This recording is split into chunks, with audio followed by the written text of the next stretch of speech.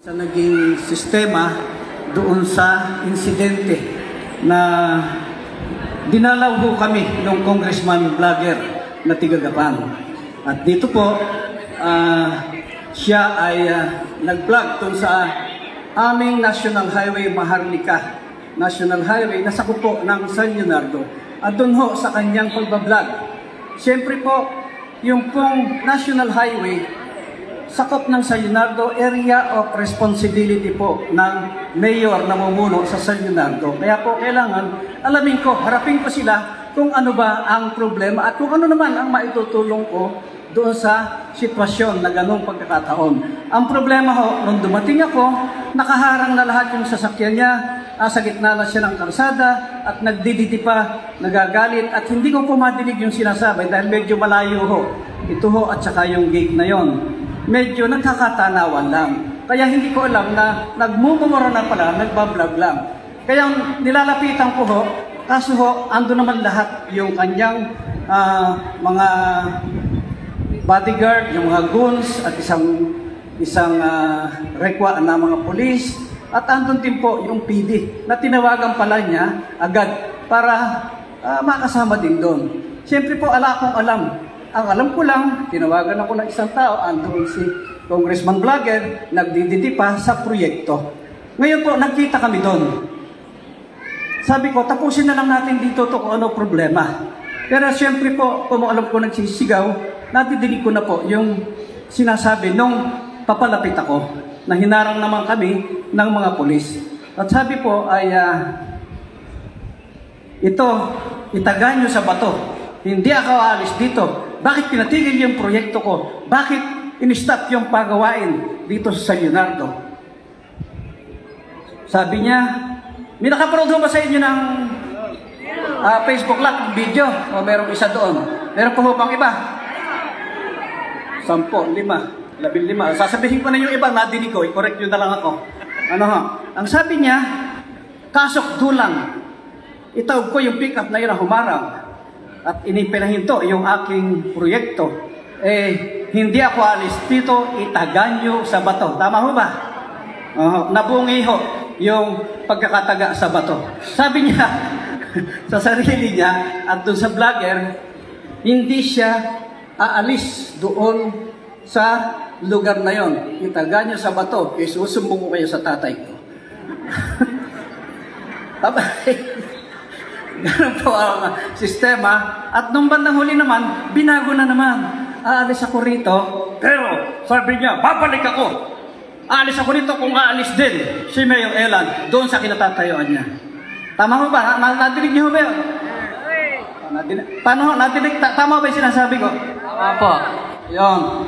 Mukhang itong uto nito, mukhang wala na sa katinuan. Kasi ho, paano ako aalis doon sa San Leonardo? Tiga San Leonardo ho ako. Abay, sila ho, doon sa mukha niya, doon sa harap niya, yung palang hong engineering office namin, pinatigil yung proyekto niya, doon sa presensya niya. Hindi pa ho si Mayor Elan yun. Yung palang hong engineering office. Dahil, hindi ho sila nakiraan at hindi ho nag-submit ng requirement.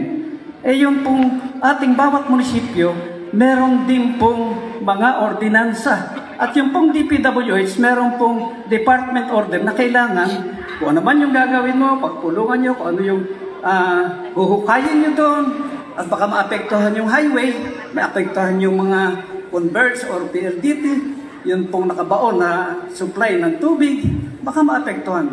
Kaya andun lang ako. Yun ho ang umpisa. Sila ang nagpunta, sila po ang nagpataga sa bato, at matagaan ang bato ito atin. At sila naman din ho, yung umalis. Ang depresya ho nito, nakita naman natin, nag-iisa na lang doon sa, akala ko tapos na eh. Nag-iisa na lang pala, nung mapanood ko, nung umuwi na ako, nag-iisa na lang doon sa sasakyan. Bago sumakay ng kanyang service, nakaganon pa yung camera. Kumakana pa pala.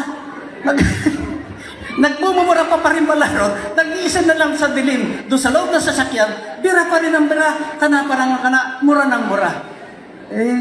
Mukhang orat nito.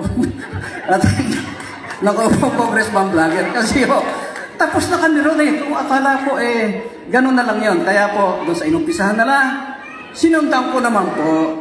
Ito po ay, ewan ko lang kung nakapanood siya ng live dahil hindi naman ho ako sanay. First time ko nag-live. At hindi ko alam kung totoo naka-live ako. Hindi ko negosyo to eh. Hindi ako vlogger. Kaya po, nanginginig ako sa galit. Meron hong kumisang kinikilabutan kapag nakakita ka ng magandang gano'n. Tapos, ano ba, meron ka namang kumisa, nanginginig ka pagka ikaw nagugutom. Matanda na ho tayo para doon sa gano'n. Pero, gano'n pa man po, ako naman ang dumayo sa kanila para ano naman silang masabi. At doon po, talagang medyo nakapagbitaw ako ng ganong salita. At hinihintay ko naman sila ron sa lugar na yon. At nakita ko naman po ron, mismong backho ni Kong Eming, vlogger Pascual, mismong sa barangay na ni Kapitan Boy Paslang. Andun po yung backho nila, pero asa lugar po ng mga natibidad na lote. Pag-aari po ito na Mayora Baby. At doon po, pinababa ko yung kanyang operator at saka yung kanyang checker, pinatawag ko, in-interview ko. Ewan ko, may nakapanood sa inyo, hindi ko rin ho alam eh. Alaho, meron ho ba? Merong isa. Ganun ho, yung pangyayari doon, sasabihin ko na rin po, na yung kanilang checker, yung kanilang operator bumaba. At inamin naman na wala silang karapatan doon. Wala silang alam doon, kundi inutusan lang nila ni Kong Vlogger at saka po ng Pahati Construction. Yung pong nakalagay doon sa backho, Pahati Construction, pero dami lang po ito ni Kong Eming. Dahil yung pong proyekto na yun, na hindi ko alam kung flood control or what, kung kanino at sino nagpapagawa. Nalaman ko lang po nung sumagot na si Kong Eming. Ang sabi niya, ito, ewan ko lang kung napanood nyo rin yun, andun ho sa likod niya yung logo, andun lang pala sa bahay niya sa Pambuan, nilagay yung logo doon sa likod, at nagsasalita, nagmumura. Samantalang andun ako sa Pambuan. Yung ano ha? Nakabarang mo. Di meron kayo palang napanood. Kompleto rin doon. Pakitaas ka ho kamay nung nakapanood, nung nakabarong na nagmumura. Meron naman 2 po. Doon ho, sa hindi nakakaalam, uulitin ko lang ho yung sinabi niya. 50 putang ina. Ela Naganyo, bakla ka. Di ba? Tama ho ba? Ela Naganyo, hindot. Hindutan, sabi niya. Ako hindi na mabubuntis, senior citizen ako. Maganda na. Ito at ang si Kong Vlogger, gusto pang magpabuntis. Alam niyo kung may salitang hindot natin.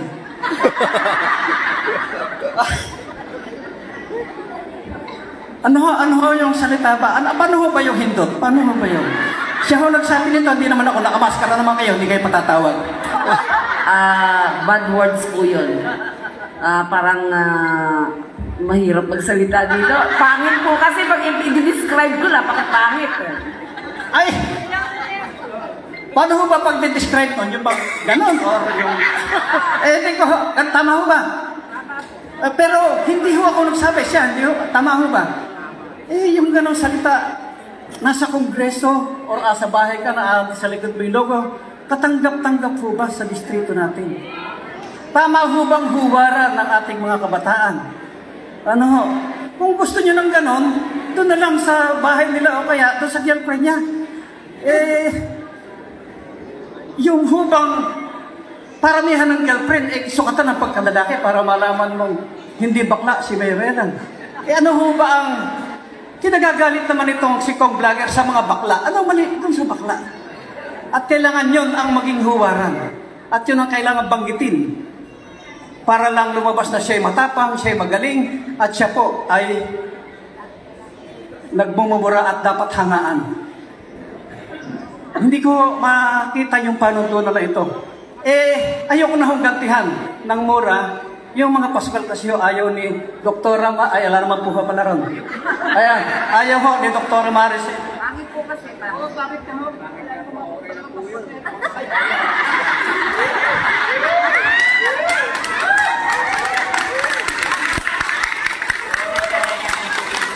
Hindi ko na mamurahin. Hindi ko na din sasabihin sa kanilang mga putang ina nila.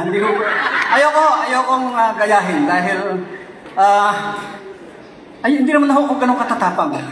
Hindi ako ganun kagagaling dahil ito po mga professional vlogger. Si Ellen ho, nangangatwiran lang, sumasagot lang. At yun po ay hindi panuntunan ng pagkalalaki yung o pagkabakla, yung kung ano man yung usapin na gusto niyang kung saan dalhin. Asa sa kanya na po yun. Pero mas alam siguro ng mga tao yung nahuli ni Mayor Ellen yung kanilang pagpasok doon sa mismong pag-aari ng mga natibidad. Yan ang po yung panilya ko na. Kaya po pinaalis namin mismo yung kanilang backhoe doon sa lugar na yun. Nung sumagot ho itong vlogger, ang sabi ho, sakop daw ng ilog yun. Nagtataka lang ho ako na tumaas na yung ilog sa lote ng natibidad, kakapantay na nung provincial road, yung ilog. Ang alam ho sa ilog, kasi mababang lugar. Hindi ho tumataas. At hindi po ito po pwedeng ipasukat yung lote ngayon ng natibidad pag hindi po pumapayag si ilog. Hindi ko alam kung sino may-ari ng ilog na sinasabi ni Kong Vlogger. Kaya po, sabi niya, isusubo ko kayo sa tatay ko, sakop ng ilog yan. Hindi ka. Naku po, mga tao nito. Kaya po tayo, ay pinakita natin na hindi po tayo dapat matakot. Gasino na po yung mga tiga-Pambuan na inagawan nila ng lote, yung pinagtayuan po ng palasyo ni Kong Vlogger Pascual. 1.8 hectares po yun. Pinalayas lahat yung mga squatter na dating nakatirik doon. Wala hong nakareklamo, wala rin hong nakapagsampa ng kaso. Yung pong inagawa ng mga lote sa Pambuan, yung mga tumana, pinahukay na yung buong Pambuan. Yung pong kasalukuyang inaagawa ng lote doon sa Makapaklay at sa General Tinio, tabi ng Minalungaw, yun po, kaawa-awa yung kalagayan. Lumapit po sa kung kanginong mga tao yung mga inagawa ng lote, wala pong nais tumulong. Si Mayor Ellen lang po ang tumutulong at si Mayor Ellen lang din po at si Doktora ang tinatayuan. Sa ngayon po, yung may kasunod na kung na-interview naman kayo ni ng mga kay Carex Kayanong, kay Katujing, pwede mo na ba i-play kahit yung boses lang? Kasi baka akala nyo, ako lahat ang may gawa-gawa. Paki-play mo nga yung kay Tunying at saka kay Carex.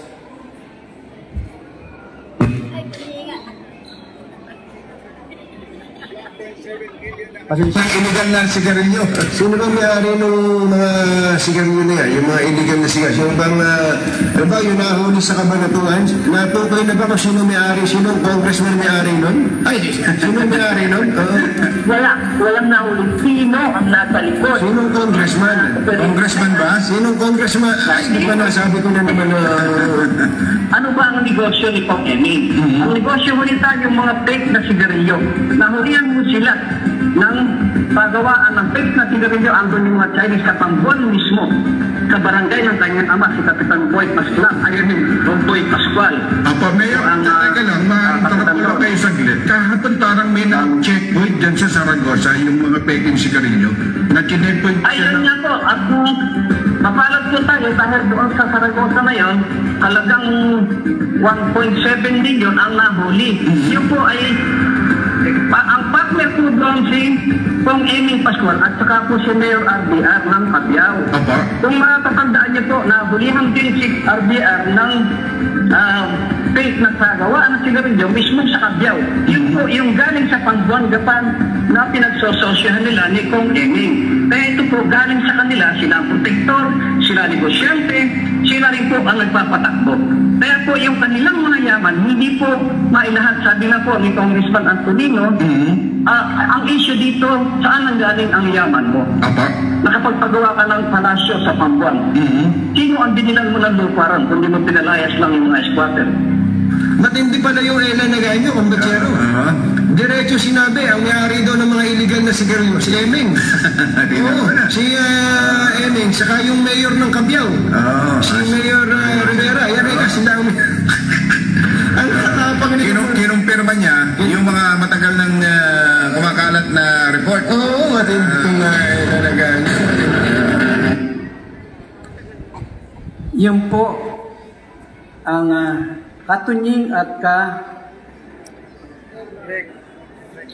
sa 2x2 ano mga kataberna. Jerry Baha.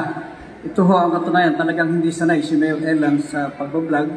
At dito nga ho, parang wala namang kaming follower, wala namang kaming troll, o wala namang kaming tiga-ayuda.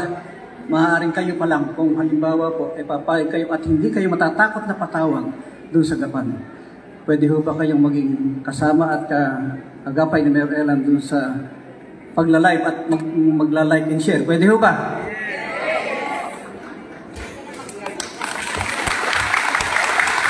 Maraming salamat po doon sa pumalakpak at merong ilang nang mapapatawag doon sa Gapan. Dahil po doon sa Gapan, may nag-file hong 60 na konsehal ng candidacy nitong nakaraang filean ng COMELEC. Sinamahan ko po doon mismo sa COMELEC yung mga nag-file at ipinail ko rin po yung candidacy ni Mayora Bibi Natividad at Vice Doc Omel. Sa kabutihang palad po, doon sa 60, minatira naman 20. Dahil yung 40, pinapatawag lahat ng mag-ama, tinatakot, kinakausap doon sa kanilang bahay, at 3 po yung nagtetret doon sa mga kawawang nag-file ng konsihales sa City of Gapan. 40 na po yung nagpapaatras nila, andong murahin, andong takutin, andong pong sabihan ng po ano-ano, at ano ba ang iniisip ni Elan Naganyo at pinag-file kayo ng konsihal. Yun po, gusto nilang maging konsihal, gusto nilang kandidato. Kaya po, ito po yung pagpapatunay na yung mga Pascual, iba talaga ang linya sa pamumulitika. Kung natatandaan niyo po, may pinapatay na Kapitan Rueda ng Santa Cruz. Pagkatapos po nun, lahat ng kapitan sa buong Gapan, kanila na, nangatakot na, tupi sa kanilang lahat. Kung natatandaan niyo po, meron pong pinapatay na konsihal Sunny San Jose dahil ito po ay kumontra doon sa pag-a-appoint nila ng admin officer na tiga New Zealand. Hindi ho qualified, kaya po ito kumukontra. At sa pagkontra na ho yun din ang naging dahilan. Kaya po namatay si Konsihal Sunny San Jose at saka po yung kanyang driver. Kaya ngayon po, lahat ng konsihal doon sa Gapan, kanila na ulit sa takot. Kanila na ulit dahil ang ehemplo po kailangan niya mamatay. At doon po sa Gapan, uubusin daw nila yung mga matyas. Kaya po, yung mga matyas mo, minakulong, minamatay, at kahuli-hulihan po, Bukal, Saldi, Matyas. Pinukumusta yung pamilya Pascual. At yung po, umalis na sila doon sa San Nicolas. At ang sabi na lang po, sana sumunod na yung mga Pascual doon sa kay Bukal, Saldi, Matyas, doon sa Hukay. Naintindihan niyo ba yung sumunod na sana yung mga Pascual? Mayor. Pinapanood akong vlog. Ano ho ba yun? Sabi niya, kayo tumatakot sa mga taga San Leonardo. Pero kung napanood niyo. Meron pa raw ho. Itutuloy ko lang ho. Sabi raw ho, ako yung tumatakot sa mga taga San Leonardo. Wala ho akong tinakot doon kahit isa. Yung vice mayor ko na pinangakuan ng milyon-milyon, pinangakuan ng suporta na hindi naman tinotoo, hindi naman din ibinigyan. Pangako lang kasi gusto bigyan pa siya eh. Umatraso sa sarili niyang kaparaanan. Nakiusap yung kanyang mother na siya may sakit, magpagamot na lang sila, at huwag na kaming maglaban ng aking vice mayor, nakalaban naman ng aking anak. Kaya po, maraming salamat po sa aking vice mayor. Pusa po yung pag-atras, pinagbigyan po yung aking anak. Kaya po, wala nang kalaban yung aking anak doon sa Senato, si Mayora. Meron hong mga 2 o 3 matras na konsihal, dahil wala na nga ho silang nakakita ng ulo, kusa din ho yun. At dun po, sa lahat ng barangay, may kalaban ang mga dalanaming kapitan. Natalo pa nga ho kami dun sa 2 barangay. At ni isa ho, wala akong tinakot, wala akong pinatras, karapatan ho nila yun.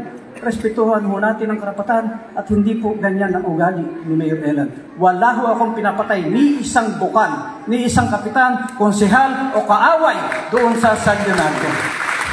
At doon po, halos 15 taon na kaming nakaupo. Meron na po tayong naipagawang ospital doon. Sila ho, gumagawa pa lang, pangako pa lang. 2 taon na ho yung ospital namin, kaya ho, sabi ko, magparehistro ka rito ng PhilHealth. At doon po, pag narehistro kayo, libre lahat. Libre ho ang kwarto, libre ang doktor, libre gamot, libre ho pagkain nung pasyente at maging nung bantay. Kaya bawat pasyente ho magsama na ng 10 bantay, ililibre ho doon. Kung 1 linggo kayo ron, libre ho lahat. At yung pong cesarean doon, yung mga nagkakabuntis, doon na ho mga naka-cesarean, libre ho, sagot ni Doktora at ni Mayor Elan. Kahit ho, si Mayor Elan, wala namang kinalaman sa pagkabuntis, inilibre ho namin. Yung nanganak.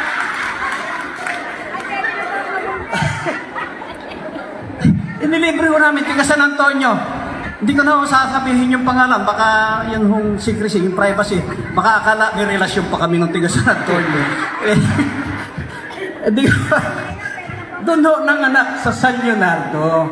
Yung mga nadidengue, level 1 na ho yung hospital namin. At doon ho si Mayor Elan at si Doktora namimigay ho ng tinatayuan ng mga barangay hall. At yung pong Tagumpay Elementary Science School, Tagumpay Elementary at High School, Special Science, yung pong bagong kolehiyo de San Leonardo, na meron ng first year at second year na criminology. Yun po, yung mga lote nun, binigay lang namin ni Doktora. At yung pong poblasyon, National High School ng buong San Leonardo, binigyan din po namin ng lote kaya nakapagtayo. Yung po, sa San Leonardo po, namimigay kami ng lote, hindi kami nag-aagaw na kamukha ng Pascual na gamit at sobrang swapang sa mga lupain. Bibilin yung katabi, kahit walang titulo, sasakupin yung lahat ng katabi at pasusukat. Ganyan po. Kagagaling yung mga Pascual. Magagaling na, matatapang pa. Matatapang at makakapal ang mukha nitong Kapitan Boy Paslang at nitong vlogger Memeng Hindot. Sa kanya po nanggaling ito, hindi naman sa akin. Doon po, sa San Leonardo, wala rin pong naglipana na mga video karera. Bawal ho doon. Hindi po tayo nagpapalagay ng video karera at lalong wala rin ho tayong bangka sa STLO wedding. Hindi rin ho tayo nagbabangka sa mga monte, kundi si Kapitan Boy Paslang ang bangka sa buong Gapan. Pagka po may patay at may monte, kapitan niya po yung bangka. Kaya po yung nagkarat na sigarilyo ron, ando pa rin sa warehouse nila, si Kapitan Boy Paslang din po yun at si Nainay. Kaya po, iba po yung Gapan. Yung road user stock na lahat ng pumapasok doon, manggaling ka na sa San Isidro, San Miguel o San Leonardo, pag tumawid ka ng Gapan, yung mini dump truck at saka po yung dump truck, 1,000 po yung dump truck pag may sakay kang bato na i-deliver mo sa Gapan. Pag mini, 500. May resibo po ito. Saan ka nakakita na yung mayor at saka yung congressman ay nagtatax dun sa gumagamit sa karsada? Eh sila nga yung hindi marunong magbayad sa kuryente, yung palang plaza na pailaw at saka po yung street light sa gitna ng karsada na nilagyan ni Memeng ng ilaw doon sa pero sakop ng National Highway, eh hindi naman pinagbabayad sa kuryente, kundi 1 peso lang po ang binabayad monthly. Kaya po sa system loss, ang nagbabayad po noon ay ang mga tiga San Isidro, Cabeo at ang mga tiga Gapan. Dahil sa inyo po ang bayad sa kuryente, pag kayo po ay hindi nakabayad na 1 buwan, putol, lagot ang inyong kuryente. Pero sila Memeng, wala pong ganon. 1 peso per month sa buong ilaw ng Gapan. Ganyan po kagagaling. Kayo po ang nagsasaper. Kaya po lahat naman ng mga congressman, lahat naman po ng ibang senador, may pinamibigay.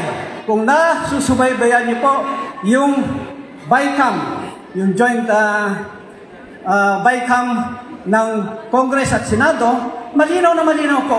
Hindi po sa pulsa ni Memeng nanggagaling yung sinasabi sa inyo na halimbawa po doon sa Tabon, abangan niyo akong mga taga-Tabon.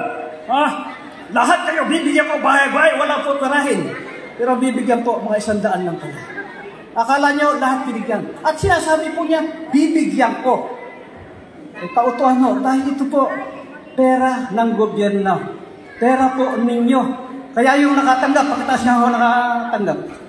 Alang aanin kasi ho kaya hiya. Pero kung nakatanggap man kayo, okay lang ho yun. Kasi po, pera ito ng gobyerno. Yung sa DOLE, yung pong cash for work. Yung pong AICS, sa DSWD. At yung pong akap-akap na pinagtatalunan nila ngayon na 39 billion, bira ng bira yung mga senador, nung maitsahan po ng 5 billion, gusto ipasa na yung batas. Tama ho ba? O mali yung sinasabi ko. Nasubaybayan nyo ba? Nakita nyo ba yung bycam na yun, yung meeting? Kayo? Hindi rin. Yun yung pinagtatalunan ngayon, manood kayo sa TV at sa balita, na mga pondo. Kaya ko lang po inuugnay dahil ito po, pondo ng gobyerno. Wala po kayong dapat tanamay utang na loob sa kanya dahil obligasyon po ng mga congressman na ibahagi yung ayuda na galing ng DSWD, ng DOLE at ng kung ano pa man na pera ng gobyerno. Tax nyo po ito pag bumili kayo ng bigas, bumili kayo ng candy, bumili kayo ng peke na sigarilyo. Meron na magbili ito. Yung po, may tax. Galing po sa inyo yun, kaya po wala kayong obligasyon at hindi nyo po dapat tanawin ng utang na loob doon sa nagbigay na congressman na inaangking pera niya. Pero ito po, yung ating pamasko, pera po ni Doktora, pamasko din sa ano, sarili. Kasi po, hindi naman siya nakaupo ngayon. Gumagabi na, sinesensya na ako ni Kumaring Merdi, sabi niya, okay na. Palagay ko po, nagkakaintindihan na tayo. At si Mayor Elan po, hindi po palaaway, hindi rin po matapang. At naninindigan lang. Para naman po may malapitan, matayuan yung mga ibang kaawa-awang kadistrito natin. Minanapan nila sa kanilang magulang yung lupa, meron silang approved plan, meron silang right of possession, a barangay captain, backyardman certificate, bigla na lang paggising nila, may sumusuro na sa lupa nila at may umangkin. Kaawa-awa po itong mga taong ito. At yan po, hindi kayang tiisin na Mayor Elan. Tutulong po kami ni Doktora at tayo po'y tatayo kung kailangan po na magkaroon ng rally doon kasama ang mga naragadyado at maglalagay ng placards, bumalik sa kanilang posisyon. Tatayo po kami ni Doktora, sasama kami doon sa grupo na yon at muli po ibabalik natin yung kanilang karapatan doon sa kanilang mga lupain na sinakop nitong mag-aamang Pascual, Boy Paslang at Memeng Pascual. Sa inyo pong lahat, Mayor Elan po ay nagpapasalamat na muli at nagbibigay ng Merry Christmas, Happy New Year, magandang hapon po sa inyo lahat. All right, once again, thank you so much.